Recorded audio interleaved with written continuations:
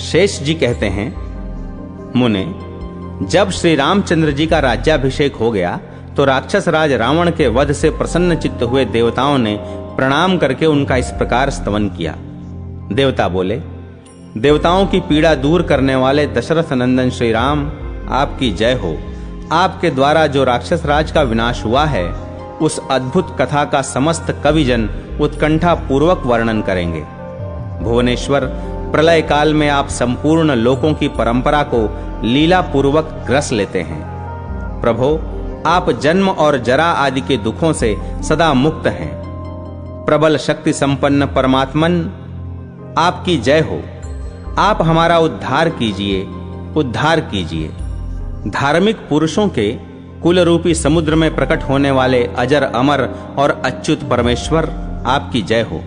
भगवन, आप देवताओं से श्रेष्ठ हैं। आपका नाम लेकर अनेकों प्राणी पवित्र हो गए। फिर जिन्होंने श्रेष्ठ द्विज वंश में जन्म ग्रहण करके उत्तम मानव शरीर को प्राप्त किया है, उनका उद्धार होना कौन बड़ी बात है। शिव और ब्रह्मा जी भी जिनको मस्तक झुकाते हैं, जो पवित्र यव आदि के चिन्हों से सुशोभित तथा मनोवांछित कामना एवं समृद्धि देने वाले हैं, उन आपके चरणों का हम निरंतर अपने हृदय में चिंतन करते रहें, यही हमारी अभिलाषा है। आप कामदेव की भी शोभा को तिरस्कृत करने वाली मनोहर कांति धारण करते हैं। परम पावन दयामय, यदि आप इस भूमंडल को अभयदान न दें तो देवता कैसे सुखी हो सकते हैं। नाथ, जब जब दानवी शक्तियां हमें दुख देने लगें, तब तब आप इस पृथ्वी पर अवतार ग्रहण करें। विभो, यद्यपि आप सबसे श्रेष्ठ, अपने भक्तों द्वारा पूजित, अजन्मा तथा अविकारी हैं, तथापि अपनी माया का आश्रय लेकर भिन्न भिन्न रूप में प्रकट होते हैं। आपके सुंदर चरित्र, पवित्र लीलाएं मरने वाले प्राणियों के लिए अमृत के समान दिव्य जीवन प्रदान करने वाले हैं। उनके श्रवण मात्र से समस्त पापों का नाश हो जाता है। आपने अपनी इन लीलाओं से समस्त भूमंडल को व्याप्त कर रखा है तथा गुणों का गान करने वाले देवताओं द्वारा भी आपकी स्तुति की गई है। जो सबके आदि हैं, परंतु जिनका आदि कोई नहीं है, जो अजर तरुण रूप धारण करने वाले हैं, जिनके गले में हार और मस्तक पर किरीट शोभा पाता है, जो कामदेव की भी कांति को लज्जित करने वाले हैं, साक्षात भगवान शिव जिनके चरण कमलों की सेवा में लगे रहते हैं, तथा जिन्होंने अपने शत्रु रावण का बलपूर्वक वध किया है, वे श्री रघुनाथ जी सदा ही विजयी हों। ब्रह्मा आदि संपूर्ण देवताओं ने इस प्रकार स्तुति करके विनीत भाव से श्री रघुनाथ जी को बारंबार प्रणाम किया। महायशस्वी श्री रामचंद्र जी देवताओं की इस स्तुति से बहुत संतुष्ट हुए और उन्हें मस्तक झुकाकर चरणों में पड़े देख बोले। श्री राम ने कहा, देवताओं, तुम लोग मुझसे कोई ऐसा वर मांगो जो तुम्हें अत्यंत दुर्लभ हो तथा जिसे अब तक किसी देवता, दानव, यक्ष और राक्षस ने भी नहीं प्राप्त किया हो। देवता बोले, स्वामिन, आपने हम लोगों के इस शत्रु दशानन का जो वध किया है, उसी से हमें सब उत्तम वरदान प्राप्त हो गया। अब हम यही चाहते हैं कि जब जब कोई असुर हम लोगों को क्लेश पहुंचावे, तब तब आप इसी तरह हमारे उस शत्रु का नाश किया करें। वीरवर भगवान श्री रामचंद्र जी ने बहुत अच्छा कहकर देवताओं की प्रार्थना स्वीकार की और फिर इस प्रकार कहा। श्री राम बोले, देवताओं, तुम सब लोग आदर पूर्वक मेरा वचन सुनो। तुम लोगों ने मेरे गुणों को ग्रथित करके जो यह अद्भुत स्तोत्र बनाया है, इसका जो मनुष्य प्रातःकाल तथा रात्रि में एक बार प्रतिदिन पाठ करेगा, उसको कभी अपने शत्रुओं से पराजित होने का भयंकर कष्ट नहीं भोगना पड़ेगा। उसके घर में दरिद्रता का प्रवेश नहीं होगा तथा उसे रोग नहीं सताएंगे। इतना ही नहीं, इसके पाठ से मनुष्यों के उल्लासपूर्ण हृदय में मेरे युगल चरणों की गाढ़ भक्ति का उदय होगा। यह कहकर नरदेव शिरोमणि श्री रघुनाथ जी चुप हो गए तथा संपूर्ण देवता अत्यंत प्रसन्न होकर अपने अपने लोक को चले गए। इधर लोकनाथ श्री रामचंद्र जी अपने विद्वान भाइयों का पिता की भांति पालन करते हुए प्रजा को अपने पुत्र के समान मानकर सबका लालन पालन करने लगे। उनके शासनकाल में जगत के मनुष्यों की कभी अकाल मृत्यु नहीं होती थी। किसी के घर में रोग आदि का प्रकोप नहीं होता था। न कभी ईति दिखाई देती और न शत्रु से ही कोई भय होता। वृक्षों में सदा फल लगे रहते और पृथ्वी पर अधिक मात्रा में अनाज की उपज होती थी। स्त्रियों का जीवन पुत्र पौत्र आदि परिवार से सनाथ रहता था। उन्हें निरंतर अपने प्रियतम का संयोग जनित सुख मिलते रहने के कारण विरह का क्लेश नहीं भोगना पड़ता था। सब लोग सदा श्री रघुनाथ जी के चरण कमलों की कथा सुनने के लिए उत्सुक रहते थे। उनकी वाणी कभी पराई निंदा में नहीं प्रवृत्त होती थी। उनके मन में भी कभी पाप का संकल्प नहीं होता था। सीतापति श्री राम के मुख की ओर निहारते समय लोगों की आंखें स्थिर हो जाती। वे एक टक नेत्रों से उन्हें देखते रह जाते थे। सबका हृदय निरंतर करुणा से भरा रहता था। सदा इष्ट यज्ञ यागादि और आपूर्त, कुएं खुदवाने, बगीचे लगवाने आदि के अनुष्ठान करने वाले लोगों के द्वारा उस राज्य की जड़ और मजबूत होती थी। समूचे राष्ट्र में सदा हरी भरी खेती लहराती रहती थी। जहां सुगमता पूर्वक यात्रा की जा सके ऐसे क्षेत्रों से वह देश भरा हुआ था। उस राज्य का देश सुंदर और प्रजा उत्तम थी। सब लोग स्वस्थ रहते थे। गौएं अधिक थीं और घास पात का अच्छा सुभीता था। स्थान स्थान पर देव मंदिरों की श्रेणियां राम राज्य की शोभा बढ़ाती थीं। उस राज्य में सभी गांव भरे पूरे और धन संपत्ति से सुशोभित थे। वाटिकाओं में सुंदर सुंदर फूल शोभा पाते और वृक्षों में स्वादिष्ट फल लगते थे। कमलों से भरे हुए तालाब वहां की भूमि का सौंदर्य बढ़ा रहे थे। राम राज्य में केवल नदी ही सदंभा उत्तम जल वाली थी। वहां की जनता कहीं भी सदंभा, दंभ या पाखंड से युक्त नहीं दिखाई देती थी। ब्राह्मण, क्षत्रिय आदि वर्णों के कुल समुदाय ही कुलीन उत्तम कुल में उत्पन्न थे। उनके धन नहीं कुलीन थे, अर्थात उनके धन का कुत्सित मार्ग में लय उपयोग नहीं होता था। उस राज्य की स्त्रियों में ही विभ्रम, हाव भाव या विलास था। विद्वानों में कहीं विभ्रम, भ्रांति या भूल का नाम भी नहीं था।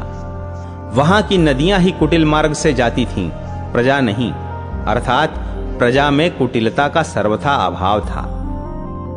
श्री राम के राज्य में केवल कृष्ण पक्ष की रात्रि ही तम, अंधकार से युक्त थी। मनुष्यों में तम, अज्ञान या दुख नहीं था। वहां की स्त्रियों में ही रज का संयोग देखा जाता था, धर्म प्रधान मनुष्यों में नहीं।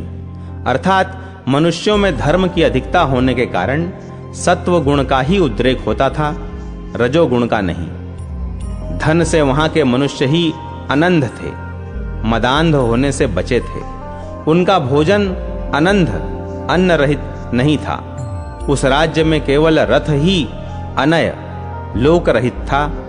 राज कर्मचारियों में अनय, अन्याय का भाव नहीं था। फरसे, फावड़े, चमर तथा छत्रों में ही दंड, डंडा देखा जाता था। अन्यत्र कहीं भी क्रोध या बंधन जनित दंड देखने में नहीं आता था। जलों में ही जड़ता या जलत्व की बात सुनी जाती थी, मनुष्यों में नहीं। स्त्री के मध्य भाग, कटी में ही दुर्बलता, पतलापन थी, अन्यत्र नहीं। वहां औषधियों में ही कुष्ठ, कूट या कूठ नामक दवा का योग देखा जाता था। मनुष्यों में कुष्ठ, कोढ़ का नाम भी नहीं था। रत्नों में ही वेद, छिद्र होता था। मूर्तियों के हाथों में ही शूल, त्रिशूल रहता था। प्रजा के शरीर में वेद या शूल का रोग नहीं था। रसानुभूति के समय सात्विक भाव के कारण ही शरीर में कंप होता था। भय के कारण कहीं किसी को कंपकपी होती हो ऐसी बात नहीं देखी जाती थी। राम राज्य में केवल हाथी ही मतवाले होते थे, मनुष्यों में कोई मतवाला नहीं था। तरंगें जलाशयों में ही उठती थीं, किसी के मन में नहीं, क्योंकि सबका मन स्थिर था। दान, मद का त्याग केवल हाथियों में ही दृष्टिगोचर होता था, राजाओं में नहीं। कांटे ही तीखे होते थे, मनुष्यों का स्वभाव नहीं। केवल बाणों का ही गुणों से वियोग होता था, मनुष्यों का नहीं। दृढ़ बंधोक्ति, सुश्लिष्ट प्रबंध रचना या कमल बंध आदि श्लोकों की रचना केवल पुस्तकों में ही उपलब्ध होती थी। लोक में कोई सुदृढ़ बंधन में बांधा या कैद किया गया हो, ऐसी बात नहीं सुनी जाती थी। प्रजा को सदा ही श्री रामचंद्र जी से लाड़ प्यार प्राप्त होता था। अपने द्वारा लालित प्रजा का निरंतर लालन पालन करते हुए वे उस संपूर्ण देश की रक्षा करते थे। जी कहते हैं, एक बार एक नीच के मुख से श्री सीता जी के अपमान की बात सुनकर धोबी के आक्षेप पूर्ण वचन से प्रभावित होकर श्री रघुनाथ जी ने अपनी पत्नी का परित्याग कर दिया। इसके बाद वे सीता से रहित एकमात्र पृथ्वी का, जो उनके आदेश से ही सुरक्षित थी, धर्मानुसार पालन करने लगे। एक दिन महामति श्री रामचंद्र जी राजसभा में बैठे हुए थे। इसी समय मुनियों में श्रेष्ठ अगस्त्य ऋषि, जो बहुत बड़े महात्मा थे, वहां पधारे। समुद्र को सोख लेने वाले उन अद्भुत महर्षि को आया देख महाराज श्री रामचंद्र जी अर्घ लिए संपूर्ण सभासदों तथा गुरु वशिष्ठ के साथ उठकर खड़े हो गए। फिर स्वागत सत्कार के द्वारा उन्हें सम्मानित करके भगवान ने उनकी कुशल पूछी, और जब वे सुख पूर्वक आसन पर बैठकर विश्राम कर चुके तो श्री रघुनंदन ने उनसे वार्तालाप आरंभ किया। श्री राम ने कहा, महाभाग कुंभज, आपका स्वागत है। तपोनिधे, निश्चय ही आज आपके दर्शन से हम सब लोग कुटुंब सहित पवित्र हो गए। इस भूमंडल पर कहीं कोई भी ऐसा प्राणी नहीं है जो आपकी तपस्या में विघ्न डाल सके। आपकी सहधर्मिणी लोपामुद्रा भी बड़ी सौभाग्यशालिनी है, जिनके पातिव्रत्य धर्म के प्रभाव से सब कुछ शुभ ही होता है। मुनीश्वर, आप धर्म के साक्षात विग्रह और करुणा के सागर हैं। लोभ तो आपको छू भी नहीं गया है। बताइए, मैं आपका कौन सा कार्य करूं? महामुने, यद्यपि आपकी तपस्या के प्रभाव से ही सब कुछ सिद्ध हो जाता है, आपके संकल्प मात्र से ही बहुत कुछ हो सकता है, तथापि मुझ पर कृपा करके ही मेरे लिए कोई सेवा बतलाइए। शेष जी कहते हैं, मुने, राजाओं के भी राजा परम बुद्धिमान जगत गुरु श्री रामचंद्र जी के ऐसा कहने पर महर्षि अगस्त्य जी अत्यंत विनययुक्त वाणी में बोले। अगस्त्य जी ने कहा, स्वामिन, आपका दर्शन देवताओं के लिए भी दुर्लभ है, यही सोचकर मैं यहां आया हूं। राजाधिराज, मुझे अपने दर्शन के लिए ही आया हुआ समझिए। कृपानिधे, आपने रावण नामक असुर का, जो समस्त लोगों के लिए कंटक रूप था, वध कर डाला, यह बहुत अच्छा हुआ। अब देवगण सुखी और विभीषण राजा हुए, यह बड़े सौभाग्य की बात है। श्री राम, आज आपका दर्शन पाकर मेरे मन का खाली खजाना भर गया, मेरे सारे पाप नष्ट हो गए। यों कहकर महर्षि कुंभज चुप हो गए। भगवान के दर्शन जनित आह्लाद से उनका चित्त विह्वल हो रहा था। उस समय श्री रघुनाथ जी ने उन ज्ञान विशारद मुनि से पुनः इस प्रकार प्रश्न किया, मुने, मैं आपसे कुछ बातें पूछ रहा हूं, आप उन्हें विस्तार पूर्वक बतलावें। देवताओं को पीड़ा देने वाला वह रावण जिसे मैंने मारा है कौन था, तथा उस दुरात्मा का भाई कुंभकर्ण भी कौन था? उसकी जाति, उसके बंधु बांधव कौन थे? सर्वज्ञ, आप इन सब बातों को विस्तार के साथ जानते हैं, अतः मुझे सब बताइए। भगवान की ये बातें सुनकर तपोनिधि कुंभज ऋषि ने इन सब का उत्तर देना आरंभ किया। राजन, संपूर्ण जगत की सृष्टि करने वाले जो ब्रह्मा जी हैं, उनके पुत्र महर्षि पुलस्त्य हुए। पुलस्त्य जी से मुनिवर विश्रवा का जन्म हुआ, जो वेद विद्या में अत्यंत प्रवीण थे। उनकी 2 पत्नियां थीं, जो बड़ी पतिव्रता और सदाचारिणी थीं। उनमें से एक का नाम मंदाकिनी था और दूसरी कैकसी नाम से प्रसिद्ध थी। पहली स्त्री मंदाकिनी के गर्भ से कुबेर का जन्म हुआ, जो लोकपाल के पद को प्राप्त हुए हैं। उन्होंने भगवान शंकर के प्रसाद से लंकापुरी को अपना निवास स्थान बनाया था। कैकसी विद्युन्माली नामक दैत्य की पुत्री थी। उसके गर्भ से रावण, कुंभकर्ण तथा पुण्यात्मा विभीषण, ये 3 महाबली पुत्र उत्पन्न हुए।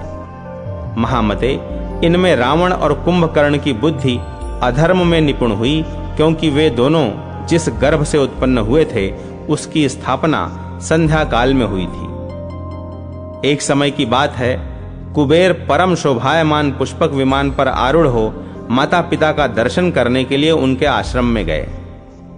वहां जाकर वे अधिक काल तक माता पिता के चरणों में पड़े रहे। उस समय उनका हृदय हर्ष से विह्वल हो रहा था और संपूर्ण शरीर में रोमांच छाया था। वे बोले, माता और पिताजी, आज का दिन मेरे लिए बहुत ही सुंदर तथा महान सौभाग्यजनक फल को प्रकट करने वाला है, क्योंकि इस समय मुझे आपके इन युगल चरणों का दर्शन मिला है जो अत्यंत पुण्य प्रदान करने वाला है। इस प्रकार स्तुति युक्त पदों से माता पिता का स्तवन करके कुबेर पुनः अपने भवन को लौट गए। रावण बड़ा बुद्धिमान था। उसने कुबेर को देखकर अपनी माता से पूछा, माँ, ये कौन हैं जो मेरे पिताजी के चरणों की सेवा करके फिर लौट गए हैं? इनका विमान तो वायु के समान वेगवान है। इन्हें किस तपस्या से ऐसा विमान प्राप्त हुआ है? शेष जी कहते हैं, मुने, रावण का वचन सुनकर उसकी माता रोष से विकल हो उठी और कुछ आंखें टेढ़ी करके अनमनी होकर बेटे से बोली, अरे मेरी बात सुन, इसमें बहुत शिक्षा भरी हुई है। जिनके विषय में तू पूछ रहा है वे मेरी सौत की कोख के रत्न कुबेर यहां उपस्थित हुए थे, जिन्होंने अपनी माता के विमल वंश को अपने जन्म से और भी उज्जवल बना दिया है। परंतु तू तो मेरे गर्भ का कीड़ा है, केवल अपना पेट भरने में ही लगा हुआ है। कुबेर ने तपस्या से भगवान शंकर को संतुष्ट करके लंका का निवास, मन के समान वेगशाली विमान तथा राज्य और संपत्तियां प्राप्त की हैं। संसार में वही माता धन्य, सौभाग्यवती तथा महान अभ्युदय से सुशोभित होने वाली है, जिसके पुत्र ने अपने गुणों से महापुरुषों का पद प्राप्त कर लिया हो। रावण दुरात्माओं में सबसे श्रेष्ठ था। उसने अपनी माता के क्रोधपूर्ण वचन सुनकर तपस्या करने का निश्चय किया और उससे कहा। रावण बोला, मां, कीड़े की सी हस्ती रखने वाला वह कुबेर क्या चीज है? उसकी थोड़ी सी तपस्या किस गिनती में है? लंका की क्या बिसात है तथा बहुत थोड़े सेवकों वाला उसका राज्य भी किस काम का है? यदि मैं अन्न, जल, निद्रा और क्रीड़ा का सर्वदा परित्याग करके ब्रह्मा जी को संतुष्ट करने वाली दुष्कर तपस्या के द्वारा संपूर्ण लोकों को अपने वश में न कर लूं तो मुझे पितृलोक के विनाश का पाप लगे। तत्पश्चात कुंभकर्ण और विभीषण ने भी तपस्या का निश्चय किया। फिर रावण अपने भाइयों को साथ लेकर पर्वतीय वन में चला गया। वहां उसने सूर्य की ओर ऊपर दृष्टि लगाए एक पैर से खड़ा होकर 10,000 वर्षों तक घोर तपस्या की। कुंभकर्ण ने भी बड़ा कठोर तप किया। विभीषण तो धर्मात्मा थे, अतः उन्होंने उत्तम तपस्या का अनुष्ठान किया। तदनंतर देवाधिदेव भगवान ब्रह्मा जी ने प्रसन्न होकर रावण को बहुत बड़ा राज्य दिया और उसका स्वरूप तीनों लोकों में प्रकाशमान एवं सुंदर बना दिया, जो देवता और दानव दोनों से सेवित था। कुबेर की बुद्धि सदा धर्म में ही लगी रहती थी। रावण ने वर पाने के अनंतर अपने भाई कुबेर को बहुत सताया, उनका विमान छीन लिया तथा उनकी लंका नगरी पर भी हठात अधिकार जमा लिया। उसने समस्त लोकों को संताप पहुंचाया। देवता स्वर्ग से भाग गए। उस निशाचर ने ब्राह्मण वंश का भी विनाश किया और मुनियों की तो वह जड़ ही काटता फिरता था। तब उसके अत्याचार से अत्यंत दुखी होकर इंद्र आदि समस्त देवता ब्रह्मा जी के पास गए तथा दंडवत प्रणाम करके उनकी स्तुति करने लगे। जब सबने आदर पूर्वक प्रिय वचनों द्वारा उनका स्तवन किया तो भगवान ब्रह्मा ने प्रसन्न होकर कहा, देवगण, मैं तुम्हारा कौन सा कार्य करूं? तब देवताओं ने ब्रह्मा जी से अपना अभिप्राय निवेदन किया। रावण से प्राप्त होने वाले अपने कष्ट और पराजय का वर्णन किया। उनकी बातें सुनकर ब्रह्मा जी ने क्षण भर विचार किया। फिर देवताओं को साथ लेकर वे कैलाश पर्वत पर गए। उस पर्वत के पास पहुंचकर इंद्र आदि देवता वहां की विचित्रता देखकर मुग्ध हो गए और खड़े होकर उन्होंने शंकर जी की इस प्रकार स्तुति की, भगवन, आप भव, शर्व तथा नीलग्रीव आदि नाम से प्रसिद्ध हैं। आपको नमस्कार है। स्थूल और सूक्ष्म रूप धारण करने वाले आपको प्रणाम है तथा अनेकों रूपों में प्रतीत होने वाले आपको नमस्कार है। सब देवताओं के मुख से यह स्तुति युक्त वाणी सुनकर भगवान शंकर ने नंदी से कहा, देवताओं को मेरे पास बुला लाओ। आज्ञा पाकर नंदी ने उसी समय देवताओं को बुलाया। अंतःपुर में पहुंचकर उन्होंने आश्चर्यचकित दृष्टि से भगवान का दर्शन किया। देवताओं के साथ प्रणाम करके ब्रह्मा जी शिव जी के सामने खड़े हो गए और उन देव देवेश्वर से बोले, शरणागत वत्सल महादेव, आप देवताओं की अवस्था पर दृष्टि डालिए और इनके ऊपर कृपा कीजिए। दुष्ट राक्षस रावण का वध करने के लिए जो उद्योग हो सके वह कीजिए। ब्रह्मा जी के दैन्य और शोक से युक्त वचन सुनकर शंकर जी भी देवताओं के साथ भगवान श्री विष्णु के स्थान पर आए। वहां देवता, नाग, किन्नर और मुनि सब ने मिलकर भगवान की स्तुति की। देवताओं के स्वामी माधव आपकी जय हो। भक्त जनों का दुख दूर करने वाले परमेश्वर आपकी जय हो। महादेव, हम पर कृपा कीजिए और अपने इन सेवकों पर दृष्टि डालिए। रुद्र आदि संपूर्ण देवताओं ने जब इस प्रकार उच्च स्वर से स्तवन किया तो उनके वचन सुनकर देवाधिदेव श्री विष्णु ने देव समुदाय के दुख पर अच्छी तरह विचार किया। तत्पश्चात वे मेघ के समान गंभीर वाणी से उनका शोक शांत करते हुए बोले, ब्रह्मा, रुद्र और इंद्र आदि देवताओं, मैं आप लोगों के हित की बात कर रहा हूं। सुनिए, रावण के द्वारा जो आपको भय प्राप्त हुआ है उसे मैं जानता हूं। अब अवतार धारण करके मैं उस भय का नाश करूंगा।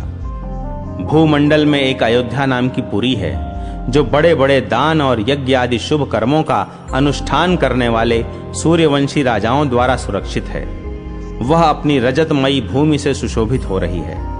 उस पुरी में दशरथ नाम से प्रसिद्ध एक राजा हैं जो इस समय 10 दिशाओं को जीतकर पृथ्वी के राज्य का पालन कर रहे हैं। यद्यपि वे राज्य लक्ष्मी से संपन्न और शक्तिशाली हैं, तथापि अभी तक उन्हें कोई संतान नहीं है।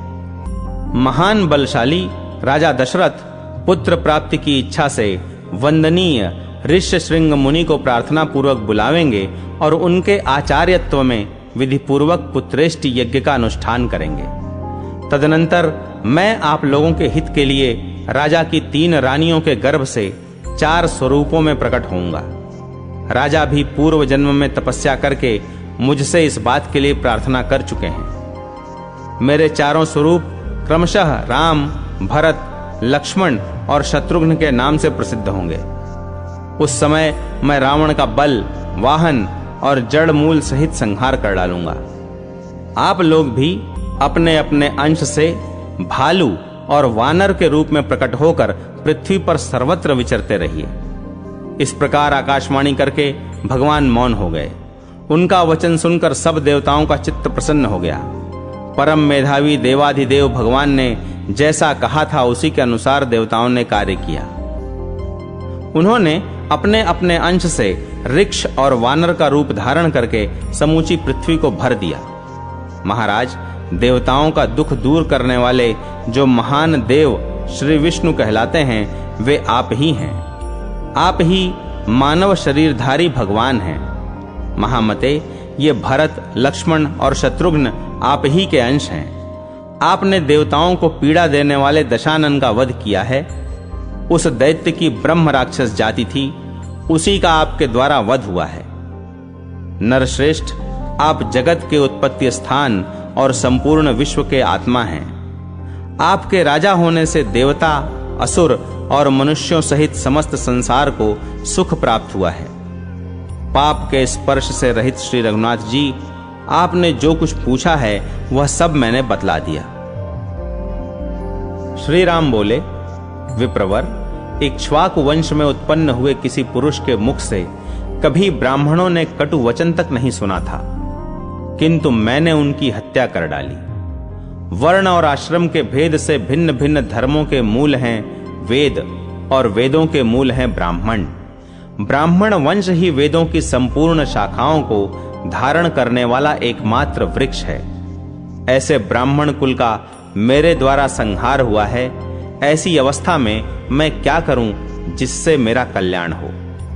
अगस्त जी ने कहा, राजन, आप अंतर्यामी आत्मा एवं प्रकृति से परे साक्षात परमेश्वर हैं। आप ही इस जगत के कर्ता, पालक और संहारक हैं। साक्षात गुणातीत परमात्मा होते हुए भी आपने स्वेच्छा से सगुण स्वरूप धारण किया है।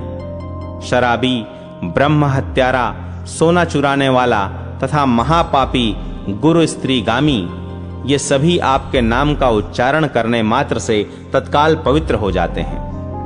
महामते, ये जनक किशोरी भगवती सीता महाविद्या हैं, जिनके स्मरण मात्र से मनुष्य मुक्त होकर सद्गति प्राप्त कर लेंगे। लोगों पर अनुग्रह करने वाले महावीर श्री राम, जो राजा अश्वमेध यज्ञ का अनुष्ठान करता है वह सब पापों के पार हो जाता है। राजा मनु, सगर, मरुत और नहुष नंदन ययाति, ये आपके सभी पूर्वज यज्ञ करके परम पद को प्राप्त हुए हैं। महाराज, आप सर्वथा समर्थ हैं, अतः आप भी यज्ञ करिए। परम सौभाग्यशाली श्री रघुनाथ जी ने महर्षि अगस्त्य जी की बात सुनकर यज्ञ करने का ही विचार किया और उसकी विधि पूछी। श्री राम बोले, महर्षि, अश्वमेध यज्ञ में कैसा अश्व होना चाहिए? उसके पूजन की विधि क्या है? किस प्रकार उसका अनुष्ठान किया जा सकता है तथा उसके लिए किन किन शत्रुओं को जीतने की आवश्यकता है? अगस्त्य जी ने कहा, रघुनंदन, जिसका रंग गंगा जल के समान उज्ज्वल तथा शरीर सुंदर हो, जिसका कान श्याम, मुंह लाल और पूंछ पीले रंग की हो तथा जो देखने में भी अच्छा जान पड़े, वह उत्तम लक्षणों से लक्षित अश्व ही अश्वमेध में ग्राह्य बतलाया गया है। वैशाख मास की पूर्णिमा को अश्व की विधिवत पूजा करके एक ऐसा पत्र लिखे जिसमें अपने नाम और बल का उल्लेख हो। वह पत्र घोड़े के ललाट में बांधकर उसे स्वच्छंद विचरने के लिए छोड़ देना चाहिए तथा बहुत से रक्षकों को तैनात करके उसकी सब ओर से प्रयत्न पूर्वक रक्षा करनी चाहिए। यज्ञ का घोड़ा जहां जहां जाए उन सब स्थानों पर रक्षकों को भी जाना चाहिए। जो कोई राजा अपने बल या पराक्रम के घमंड में आकर उस घोड़े को जबरदस्ती बांध ले, उससे लड़ भिड़ कर उस अश्व को बलपूर्वक छीन लाना रक्षकों का कर्तव्य है। जब तक अश्व लौटकर न आ जाए तब तक यज्ञकर्ता को उत्तम विधि एवं नियमों का पालन करते हुए राजधानी में ही रहना चाहिए। वह ब्रह्मचर्य का पालन करे और मृग का सींग हाथ में धारण किए रहे। यज्ञ संबंधी व्रत का पालन करने के साथ ही 1 वर्ष तक दीनों, अंधों और दुखियों को धन आदि देकर संतुष्ट करते रहना चाहिए।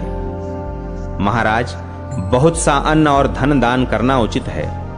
याचक जिस जिस वस्तु के लिए याचना करे, बुद्धिमान दाता को उसे वही वही वस्तु देनी चाहिए।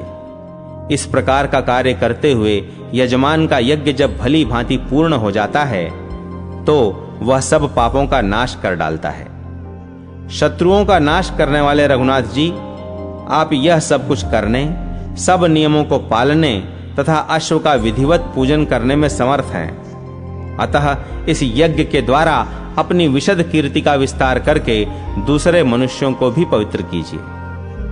श्री रामचंद्र जी ने कहा, विप्रवर, आप इस समय मेरी अश्वशाला का निरीक्षण कीजिए और देखिए उसमें ऐसे उत्तम लक्षणों से संपन्न घोड़े हैं या नहीं।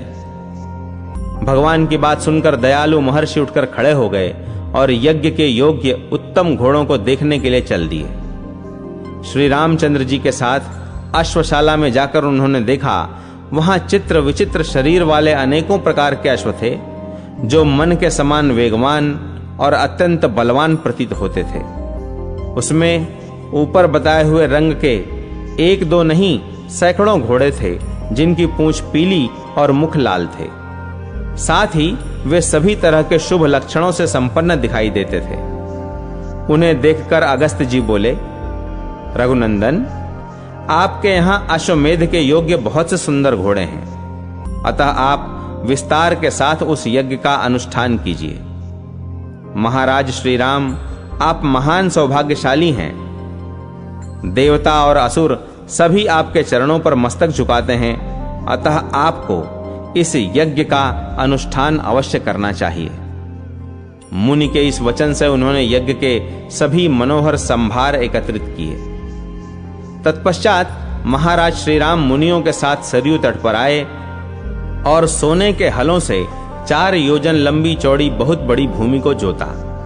इसके बाद उन पुरुषोत्तम ने यज्ञ के लिए अनेकों मंडप बनवाए और योनि एवं मेखला से युक्त कुंड का विधिवत निर्माण करके उसे अनेकों रत्नों से सुसज्जित एवं सब प्रकार की शोभा से संपन्न बनाया।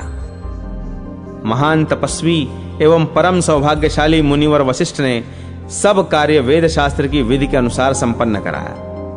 उन्होंने अपने शिष्यों को महर्षियों के आश्रमों पर भेजकर कहलाया कि श्री रघुनाथ जी अश्वमेघ का अनुष्ठान करने के लिए उद्यत हुए हैं, अतः आप सब लोग उसमें पधारें। इस प्रकार आमंत्रित होकर वे सभी तपस्वी महर्षि भगवान श्री राम के दर्शन के लिए अत्यंत उत्कंठित होकर वहां आए। नारद, असित, पर्वत, कपिल मुनि, जातुकर्ण्य, अंगिरा, आर्ष्टिशेण, अत्रि, गौतम, हारीत, याज्ञवल्क्य तथा संवर्त आदि महात्मा भी भगवान श्री राम के अश्वमेध यज्ञ में आए। श्री रघुनाथ जी ने बड़े आनंद के साथ उठकर उनका स्वागत किया और उन्हें प्रणाम करके अर्घ्य तथा आसन आदि देकर उन सब की विधिवत पूजा की। फिर गौ और सुवर्ण निवेदन करके वे बोले, महर्षियों, मेरे बड़े भाग्य हैं जो आपके दर्शन हुए। शेष जी कहते हैं, ब्राह्मण, इस प्रकार जब वहां बड़े बड़े ऋषियों का समुदाय एकत्रित हुआ तो उनमें वर्ण और आश्रम के अनुकूल धर्म विषयक चर्चा होने लगी। वात्स्यायन जी ने पूछा, भगवन, वहां धर्म के संबंध में क्या क्या बातें हुई? कौन सी अद्भुत बात बताई गई? उन महात्माओं ने सब लोगों पर दया करके किस विषय का वर्णन किया? शेष जी ने कहा, मुने, महापुरुषों में श्रेष्ठ दशरथ नंदन भगवान श्री राम ने सब मुनियों को एकत्रित देखकर उनसे समस्त वर्णों और आश्रमों के धर्म पूछे। श्री रघुनाथ जी के पूछने पर उन महर्षियों ने जिन जिन महान गुणकारी धर्मों का वर्णन किया उन सब को मैं विधि पूर्वक बतलाऊंगा, आप ध्यान देकर सुने। ऋषि बोले, ब्राह्मण को सदा यज्ञ करना और वेद पढ़ाना आदि कार्य करना चाहिए। वह ब्रह्मचर्य आश्रम में वेदों का अध्ययन पूर्ण करके इच्छा हो तो विरक्त हो जाए और यदि ऐसी इच्छा न हो तो गृहस्थ आश्रम में प्रवेश करे। नीच पुरुषों की सेवा से जीविका चलाना ब्राह्मण के लिए सदा त्याज्य है। वह आपत्ति में पड़ने पर भी कभी सेवा वृत्ति से जीवन निर्वाह न करे। संतान प्राप्ति की इच्छा से ऋतुकाल में अपनी पत्नी के साथ समागम करना उचित माना गया है। दिन में स्त्री के साथ संपर्क करना पुरुषों की आयु को नष्ट करने वाला है। श्राद्ध का दिन और सभी पर्व स्त्री समागम के लिए निषिद्ध हैं, अतः बुद्धिमान पुरुषों को इनका त्याग करना चाहिए। जो मोहवश उक्त समय में भी स्त्री के साथ संपर्क करता है वह उत्तम धर्म से भ्रष्ट हो जाता है। जो पुरुष केवल ऋतुकाल में स्त्री के साथ समागम करता है तथा अपनी ही पत्नी में अनुराग रखता है, पराई स्त्री की ओर कुदृष्टि नहीं डालता, उस उत्तम गृहस्थ को इस जगत में सदा ब्रह्मचारी ही समझना चाहिए। स्त्री के रजस्वला होने से लेकर 16 रात्रियां ऋतु कहलाती हैं। उनमें पहली 4 रातें निंदित हैं, अतः उनमें स्त्री का स्पर्श नहीं करना चाहिए। शेष 12 रातों में से जो सम संख्या वाली अर्थात छठी और 8वीं आदि रातें हैं, उनमें स्त्री समागम करने से पुत्र की उत्पत्ति होती है तथा विषम संख्या वाली अर्थात 5वीं, 7वीं आदि रात्रियां कन्या की उत्पत्ति कराने वाली हैं। जिस दिन चंद्रमा अपने लिए दूषित हों उस दिन को छोड़कर तथा मघा और मूल नक्षत्र का भी परित्याग करके विशेषतः पुल्लिंग नाम वाले श्रवण आदि नक्षत्रों में शुद्ध भाव से पत्नी के साथ समागम करे। इससे चारों पुरुषार्थों के साधक शुद्ध एवं सदाचारी पुत्र का जन्म होता है। थोड़ी सी भी कीमत लेकर कन्या को बेचने वाला पुरुष पापी माना गया है। ब्राह्मण के लिए व्यापार, राजा की सेवा, वेदाध्ययन का त्याग, निंदित विवाह और नित्य कर्म का लोप, ये दोष कुल को नीचे गिराने वाले हैं। गृहस्थाश्रम में रहने वाले पुरुष को अन्न, जल, दूध, मूल अथवा फल आदि के द्वारा अतिथि का सत्कार करना चाहिए। आया हुआ अतिथि सत्कार न पाकर जिसके घर से निराश लौट जाता है, वह गृहस्थ जीवन भर के कमाए हुए पुण्य से क्षण भर में वंचित हो जाता है। गृहस्थ को उचित है कि वह बलि वैश्वदेव कर्म के द्वारा देवताओं, पितरों तथा मनुष्यों को उनका भाग देकर शेष अन्न का भोजन करे। वही उसके लिए अमृत है।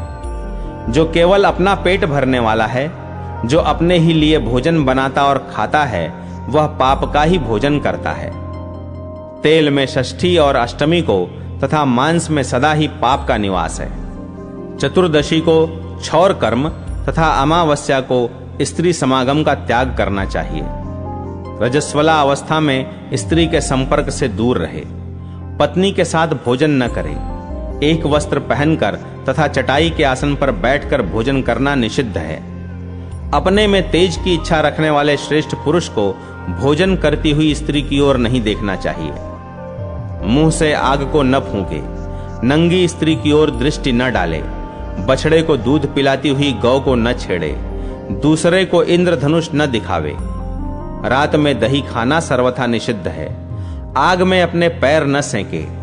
उसमें कोई अपवित्र वस्तु न डाले। किसी भी जीव की हिंसा तथा दोनों संध्याओं के समय भोजन न करे। रात्रि को खूब पेट भर के भोजन करना उचित नहीं है। पुरुष को नाचने, गाने और बजाने में आसक्ति नहीं रखनी चाहिए। कांसे के बर्तन में पैर धुलाना निषिद्ध है। दूसरे के पहने हुए कपड़े और जूते न धारण करे। फूटे अथवा दूसरे के जूठे किए हुए बर्तन में भोजन न करे। भीगे पैर न सोए। हाथ और मुंह के जूठे रहते हुए कहीं न जाए। सोते सोते न खाए। उच्छिष्ट अवस्था में मस्तक का स्पर्श न करे। दूसरों के गुप्त भेद न खोले। इस प्रकार गृहस्थ धर्म का समय पूरा करके वानप्रस्थ आश्रम में प्रवेश करे। उस समय इच्छा हो तो वैराग्य पूर्वक स्त्री के साथ रहे अथवा स्त्री को साथ न रखकर उसे पुत्रों के अधीन सौंप दे। वानप्रस्थ धर्म का पूर्ण पालन करने के पश्चात विरक्त हो जाए, संन्यास ले ले। वात्स्यायन जी, उस समय महर्षियों ने उपर्युक्त प्रकार से अनेकों धर्मों का वर्णन किया तथा संपूर्ण जगत के महान हितैषी भगवान श्री राम ने उन सब को ध्यान पूर्वक सुना।